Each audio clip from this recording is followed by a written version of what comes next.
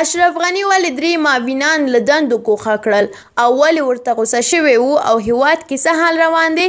که غواړئ پوه شئ ویډیو تر اخره حتما وګورئ.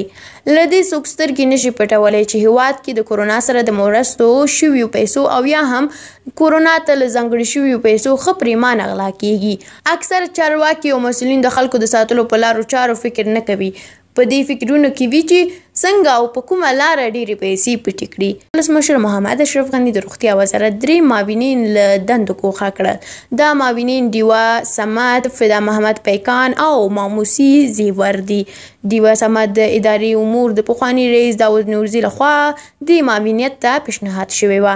د روغتیا وزارت یو چارواکي د نوم نه اخیستو په شرط وویل ډیوه صمد چې د چارو ملي ادارې پخواني رئیس داود نورزي ته یې تر دې وړاندې هم د روغتیا په برخه کې قراردادونه ورکړي وو او له کورونا سره د مبارزې په برخه کې هم د عامه پوهاوي لپاره 2.2 میلیونه ډالر ورکړي وو چې داود نورزي پرته له کوم اقدام څخه په خپله حیف میل کړي وو او دا کار د ولسمشر د سخت غوسې او ناراضي لامل شوی وو او ډیوه صمد یې له دندې ګوښه کړه.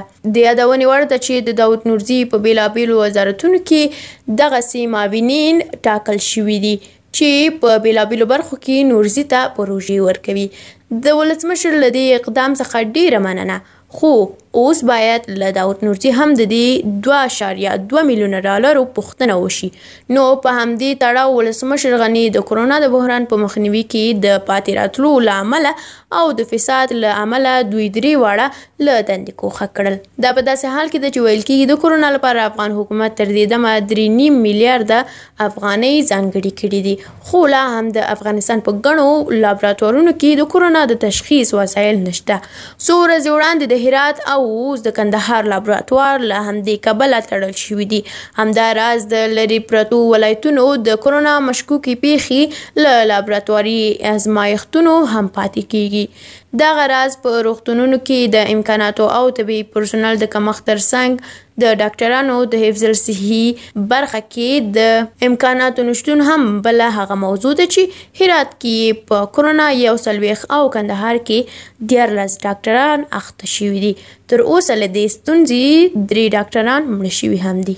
درنو لیدونکو مننه چې ویډیو تر پایه ولیدله. که د ولسمشر غني د دې اقدام په اړه کوم نظر لرئ زموږ سره یې شریک کړئ. که زموږ یوټیوب چینل مو سبسکرایب کړی نه وي نو همدا اوس یې زر تر زره سبسکرایب کړئ چې همداسې نور ویډیوګانې هم وګورئ. تر بلې ویډیو